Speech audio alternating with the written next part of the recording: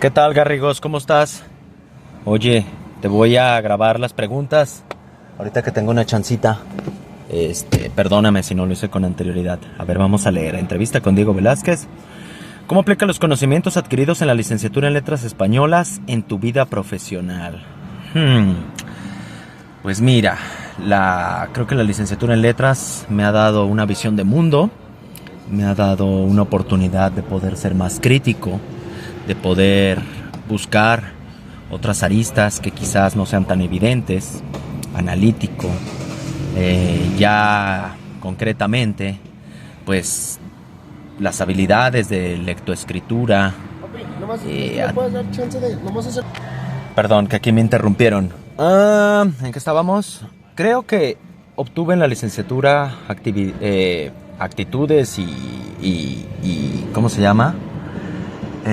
Habilidades de lectoescritura muy específicas que me permiten desarrollar mi labor profesional, saber organizar las ideas, saber ser concreto, claro, conciso y preciso, como decía la doctora Aurora en mi asesora de tesis. Es la forma en cómo podría aplicar los conocimientos adquiridos en la vida profesional, que he estado en varios lados.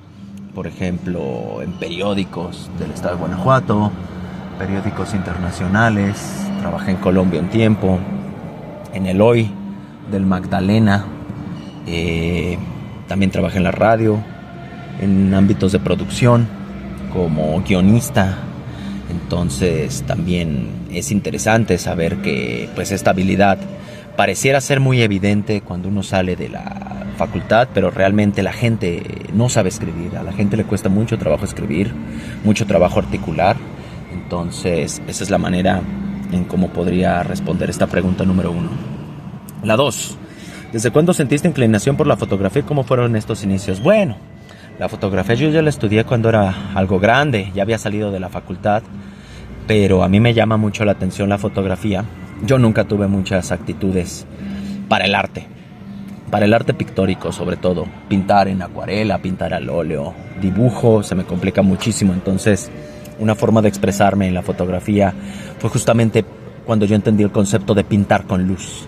La fotografía es básicamente pintar con luz. Es hacer que las cosas que tú ves con el ojo se puedan reflejar en una sola imagen. Y es complicado porque hay que capturar un mundo tridimensional en un formato bidimensional y además darle un significado y además transmitir, ¿no? Entonces, estos inicios así fueron. Realmente fue inquietud mía propia y estudié yo en una escuela de León. Se llama la Escuela Activa de Fotografía. No hago ninguna publicidad, pero vayan con ellos, son muy buenos. Y ellos me enseñaron a apreciar el lente, a apreciar la cámara. Complicado, porque uno piensa como con la tecnología actual, que es apretar un botón. Realmente para saber de fotografía también hay que saber de matemáticas, hay que saber de física, hay que saber que el lente incluso es un mecanismo físico con limitaciones. Entonces está muy padre, está muy interesante, ¿verdad? Pregunta número 3, ¿qué hace un asistente de producción en un noticiero? Bueno, cuando estuve en el noticiero en Grupo Asir, acá en Guanajuato, yo era guionista y asistente de producción. ¿Qué es lo que hacíamos? Pues en primer lugar, revisas la información que te mandan del día. Ya hay mucha información previamente procesada de los reporteros que te mandan sus notas.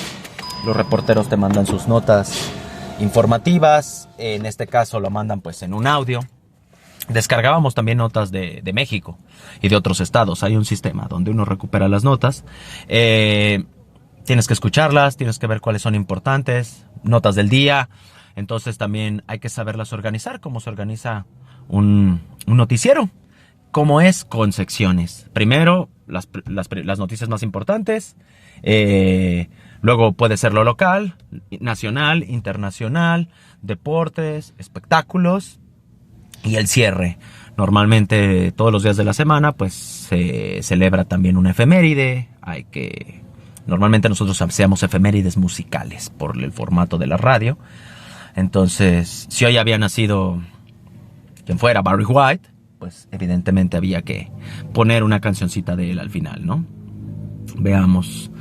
Y eso era básicamente lo que se hace como un asistente de producción, darle orden al noticiero, presentar la información de tal modo que la persona que está al frente del micrófono pues efectivamente pueda hacer su trabajo de manera pues fácil, dinámica, ponerle ahí en las... incluso hay retos en el guión que hay palabras luego grandilocuentes, complicadas, entonces no siempre son fáciles de leer, no toda la gente tiene un léxico amplio, entonces hay que hacerlo en un lenguaje básico, asequible, ágil, rápido y divertido, ¿no? Entonces la radio por su propio formato necesita ser rápida, no puedes estar... tienes que ser muy, muy directo con la información. Y creo que eso sería todo de esta pregunta. Veamos, número 4, como director editorial, ¿cómo se jerarquiza la información noticiosa y periodística? ¿Cómo se evalúa para una portada entre dos notas de gran trascendencia? Bueno, yo también tuve la fortuna de ser, pues director editorial, quizás es una palabra muy grande, pero me gusta. Era el director en jefe de la información en el diario Publimetro, acá en León, Guanajuato, todavía existe. ¿Cómo se jerarquiza la información? Pues hay dos maneras, como yo aprendí en los medios, que bueno, finalmente yo no estudié medios de comunicación, estudié letras. La información se jerarquiza o por relevancia o por su individualidad, es decir, que es única. Aunque sea la nota del día, por ejemplo, que vino Claudia Sheinbaum a León, por ejemplo, hoy candidata a presidenta de la República, a lo mejor si pasó una noticia muy padre, muy extraordinaria también, puede tener espacio en la portada, como alguien que salva de un incendio a una familia, por ejemplo. Entonces eso compite, porque no va a volver a repetirse, aun cuando sea nota roja, no va a volver a repetirse. Es difícil que se vuelva a dar esa noticia. Digamos, lamentablemente ya hay noticias muy quemadas en nuestro estado de Guanajuato, como es la nota roja. A diario hay asesinatos, en León a diario hay asesinatos, en Irapuato, Salamanca, Celaya, no se diga, ese corredor ahí donde se encuentra todo Celaya, los apaseos. Entonces, esa información ya empieza a cansarle a la gente. Y todas las otras noticias, por ejemplo, las nacionales, pues también ya las acaparan los grandes transmisores de la información. Entonces hay que buscar la novedad, hay que buscar lo único, hay que buscar la individualidad, hay que buscar estas situaciones de resaltar estos aspectos. Entonces, esa sería mi respuesta. ¿Cómo se evalúa una portada entre dos notas de gran trascendencia? Bueno, es que ya las portadas modernas de los diarios son muy dinámicas. Son muy ágiles. No solamente es una sola nota para la portada, sino lo recomendable es que atraigas la atención de varias maneras con el público. Entonces, si bien tienes una nota fuerte, que es tu nota principal, también puedes tener unas notas secundarias ahí en la portada, en un cintillo, en una columna, una llamada ahí para espectáculos, que si ganó el León, por ejemplo, eso también le interesa mucho aquí a la gente de la ciudad, le das una llamadita, ¿no? Claro, si el León es campeón, es portada. Esa es la portada, no importa lo demás. Entonces, a veces hay que buscar eso. A ver, veamos. Siguiente pregunta, creo que ya vamos... Uy, no vamos ni a la mitad. Pregunta número 5. ¿Qué opinas de la abundancia de contenidos en redes sociales con pésima ortografía y sintaxis? No, bueno. Desde el punto de vista prescriptivo, pues me parece terrible, ¿no? Obnubila la información y la oscurece. No obstante, de forma descriptiva, se me hace interesante cómo la gente tiende a escribir para transmitir sus ideas. Y finalmente creo que eso es lo importante. La RAE, aunque bien dice fija, limpia y de esplendor, pues parece un poco conservadora en este aspecto, de no a veces cerrarse un poquito a cómo los hablantes están modificando la lengua. Y aunque es un proceso de gran tiempo, 100 años, 200 años, 300 años para que la lengua se modifique, el español que hoy hablamos ya no se va a hablar en 200 años. Pues también es interesante ver estos cambios, cómo la gente hace contracciones que no son a veces propias del español. ¿Por qué? Una X y una Q, ¿no? ¿Por qué? Cosas así. Entonces, eso es lo que opino. Opino que lo importante es transmitir. Y mientras el mensaje se pueda transmitir, de acuerdísimo.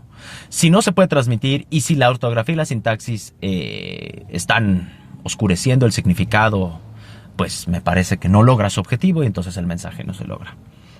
Pregunta número 6. ¿Qué es lo más difícil de enseñar materias de lingüística en un nivel universitario? Bueno, sí, también yo en mi carrera profesional fui asistente, mi servicio social profesional. Yo di clases de lingüística a nivel universidad mientras yo estudiaba la licenciatura y pues creo que lo más complicado es que la gente le guste, que la gente le entienda y que la gente se aproxime por gusto propio a la lingüística e incluso a la literatura, incluso al español. Creo que una de las materias que menos han de gustar en la primaria, en la secundaria, en la preparatoria es matemáticas y español. Poca gente sabe acentuar, poca gente sabe redactar, entonces creo que es lo más difícil. Aunque se supone que en la universidad ya van por gusto, creo que lo más difícil es que de verdad lo entiendan y le hallen gusto a que estas clases no son para... Debes de saber, esto te va a enseñar a saber escribir bien. No, es para que analices y sepas cómo es que la gente está construyendo el discurso. Creo que eso es lo que debería de entender cualquier estudiante que aspire a aprender de lingüística, literatura o letras en general. ¿Cómo entiendes el fotoperiodismo? Pregunta número 7. Yo el fotoperiodismo he tenido algunos maestros de fotoperiodismo, cursos muy interesantes y ahí lo que yo aprendí que es que el fotoperiodismo sí tiene algunas dotes de denuncia social, algunas características, pero también reflejar la realidad. A mí me gustaba mucho hacer street photo, salirte a las calles y ver, en inglés le llaman candid photo, es como foto instantánea, foto natural. Una foto es mejor para mí, por ejemplo, una sonrisa de una persona que la captura riendo en un momento auténtico que posando para la cámara y sonríe. ¿Me explico? Se ve falso. Entonces este fotoperiodismo trasladado a otros ámbitos como en una marcha, en una toma de protesta, pues también refleja el instante, ¿no? Entonces el fotoperiodismo, como ya había respondido en la pregunta número 2 sobre la fotografía, capturar este instante es lo más complicado. De un mundo tridimensional, pasarlo a un mundo bidimensional y además lograr transmitir a través de la lente y del ojo, porque tú eres el filtro. Uno como fotógrafo es el filtro, entonces de todo lo que te rodea a tu alrededor, seleccionas un cuadro y eso lo capturas. Entonces ese es instante. Espero que no haya preguntas ni respuestas equivocadas. Vamos a ver. Pregunta número 8. ¿Consideras que el trabajo de corrector de estilo está en general bien remunerado en nuestro contexto, fuera de las instituciones? No. No está bien remunerado ni ser corrector de texto, ni editor, ni mucho menos. La verdad es que el dinero se encuentra en los puestos directivos y generalmente, o lamentablemente, para muchos que somos humanos y mortales y no tenemos ciertos privilegios de conocer a las personas adecuadas y tener ciertos contactos, pues sí resulta complicado llegar a esos puestos, ¿no? Que lamentablemente muchas veces se trata de relaciones públicas. No está bien remunerado. La verdad es que yo a veces lo he comparado en mi contexto muy leonés. Ser corrector de estilo es como estar en una pica de zapatos, ¿sale? Tú estás en una empresa que tiene que producir. Y si bien en la pica de zapatos producen calzado, acá produces noticias. Entonces a veces te pagan como si fueras un junteador, un pegador de calzado, un adornador. Entonces es muy poco, la verdad es que no da para vivir regularmente. Todo el mundo tiene 2 o 3 trabajos para poder vivir de eso. Pregunta número 9. ¿Qué tipo de fotografía produces y cuáles son tus redes sociales donde podemos apreciarla? Ya hace mucho que no hago foto. Tengo mi página, el Dieguipi Foto, creo que se llama, o creo que ya le cambié. Diego Velaro, Diego Velázquez Rocha, en Instagram, Diego Velaro, creo que así me encuentran. O Velaro Fotografía. Luego te paso bien el dato. Hice mucho tiempo fotos de bares, me gusta la foto social. La foto social nocturna me gusta mucho. Le tomé mucho aprecio, que si bien empecé pues por una cuestión monetaria, tomando fotos en los antros, en los bares, me gustó mucho ese mundo porque es gente que se está divirtiendo, gente que le está pasando bien y regularmente cuando tú te acercas con una cámara, lo toman bien. Claro, hay gente que no le gustan las fotos y te dice, no, gracias. A veces andan de infieles, pienso yo, y por eso no quieren fotos, pero es gente que le está pasando bien y que va a posar, va a abrazarse, entonces está muy padre. También hago foto social Y ya personalmente me gusta hacer toy photography, por ejemplo, fotografía de juguetes. Me falta un poquito más de producción, pero me gusta la fotografía de juguetes porque a partir de un juguete puedes hacerlo lucir real, ¿no? La fotografía de retrato también me gusta. La fotografía de estudio, sobre todo. Es muy padre todo ese mundo. Fotografía. Pregunta número 10. Platícanos de algunos encuentros generales y tesis de tu trabajo de investigación, espectacularidad del fútbol, análisis multimodal y secuencial de discurso televisivo en las finales del fútbol mexicano. Híjole, eso ya tiene un rato. Ya tiene un rato que me aventé esta tesis. Entonces, ahorita no la tengo a la mano, fíjate, Garrigos. Tendría que ver puntualmente qué te puedo comentar, pero digamos que en lo general, muy en lo general, yo en mi tesis abordé cómo es que se construye el discurso del fútbol en la televisión. Porque no es lo mismo ver un partido de fútbol en el estadio, sin un narrador, sin alguien que te oriente. Entonces, la persona que es el narrador, digamos que te está dando guías de lectura. Creo que Luz Aurora Pimentel lo llama programas de lectura. Entonces, te está diciendo cómo leas, cómo tienes que leer el fútbol. Y eso está bien para personas que, pues realmente el fútbol no es un proceso cognitivo, sino simplemente un proceso para entretenerte. Entonces, es interesante cómo quieren llevar el discurso a ciertos lindes. ¿Cómo quiero que veas esto?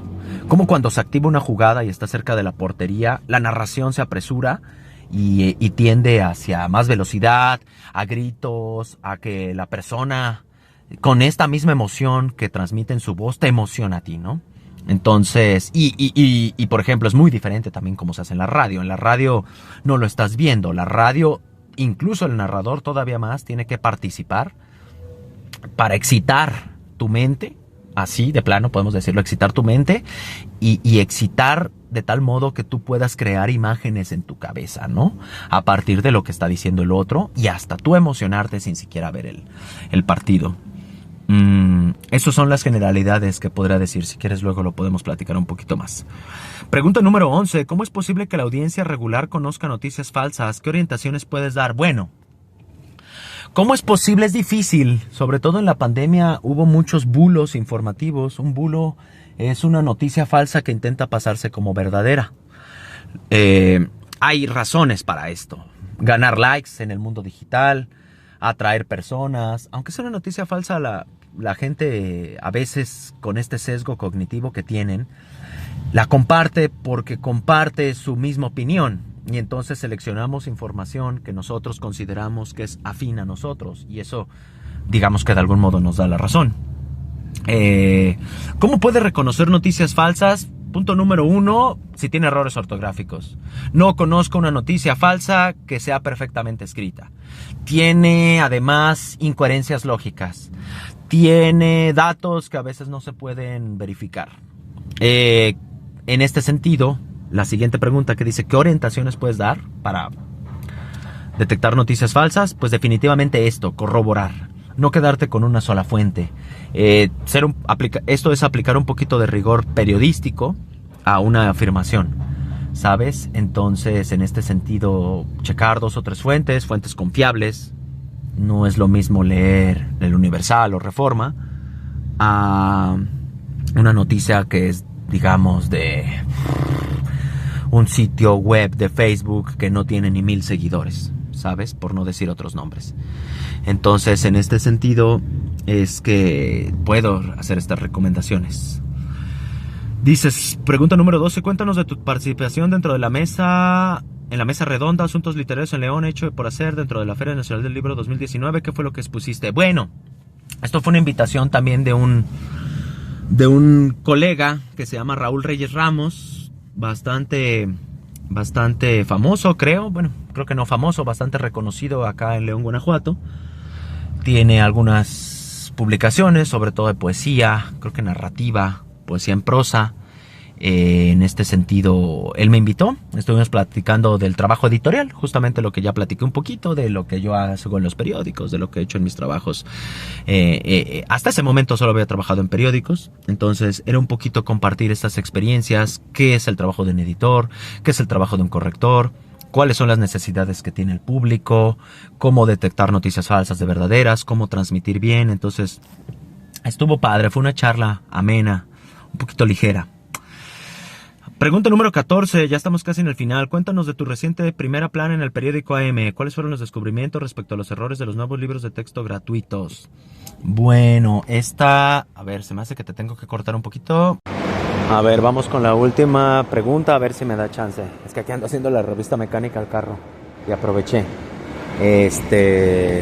Vamos a ver, pregunta número 15. ¿Cómo fue tu experiencia como coordinador de contenidos especiales en el periódico y diario El Magdalena?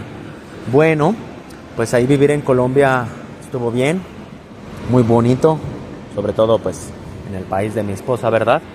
Y ahí como contenidos especiales pues me encargaban reportajes, que si sobre las tortugas, el desove,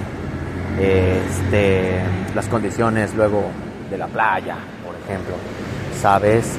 Salir a entrevistar un poquito de gente, el sentir de las personas, que si el turismo, las altas, las bajas, los ingresos. Porque pues había gente que ¿cómo se llama? Que cubría eso del diario, pero bueno, a mí también me dejaban contenidos especiales, reportajitos. Entonces, eso era lo que había que armar. Recuerdo especialmente ese de las tortugas. Nos invitaron a ver cómo desovaban en una playa Taganga se llama, me parece. Ahí cerquita de Taganga, porque propiamente Taganga es una playa comercial, digamos, donde va la gente a relajarse, a divertirse. Pero ahí cerca hay donde desovan las tortugas, muy bonito, padrísimo. Era a narrar la experiencia, cómo la gente lo toma, cómo se hace. Entonces, fue muy padre. Estuve cerca de 9 meses hasta que nos regresamos aquí a México por situaciones que realmente no vienen al caso. Entonces, me pareció una experiencia muy enriquecedora. Y ahí en Santa Marta, Colombia. La verdad, no sé si me devolvería. Ya personalmente esto te lo digo a ti, Garrigos, porque la gente es un poco complicada. Pero pues preferiría en Bogotá, ¿no? Nada más que Bogotá, un poquito más complicado. Pues ya, creo que con eso cerramos las entrevistas. A ver, vamos con la última pregunta, a ver si me da chance. Es que aquí ando haciendo la revista mecánica al carro y aproveché. Vamos a ver, pregunta número 15. ¿Cómo fue tu experiencia como coordinador de contenidos especiales en el periódico y diario El Magdalena? Bueno, pues ahí vivir en Colombia estuvo bien, muy bonito, sobre todo pues en el país de mi esposa, ¿verdad? Y ahí como contenidos especiales pues me encargaban reportajes, que si sobre las tortugas, el desove, las condiciones luego de la playa, por ejemplo, ¿sabes? Salir a entrevistar un poquito de gente, el sentir de las personas, que si el turismo, las altas, las bajas, los ingresos. Porque pues había gente que ¿cómo se llama? Que cubría eso del diario, pero bueno, a mí también me dejaban contenidos especiales, reportajitos. Entonces, eso era lo que había que armar. Recuerdo especialmente ese de las tortugas. Nos invitaron a ver cómo desovaban en una playa Taganga se llama, me parece. Ahí cerquita de Taganga, porque propiamente Taganga es una playa comercial, digamos, donde va la gente a relajarse, a divertirse. Pero ahí cerca hay donde desovan las tortugas, muy bonito, padrísimo. Era a narrar la experiencia, cómo la gente lo toma, cómo se hace. Entonces, fue muy padre. Estuve cerca de 9 meses hasta que nos regresamos aquí a México por situaciones que realmente no vienen al caso. Entonces, me pareció una experiencia muy enriquecedora. Y ahí en Santa Marta, Colombia. La verdad, no sé si me devolvería. Ya personalmente esto te lo digo a ti, Garrigos, porque la gente es un poco complicada. Pero pues preferiría en Bogotá, ¿no? Nada más que Bogotá, un poquito más complicado. Pues ya, creo que con eso cerramos las entrevistas.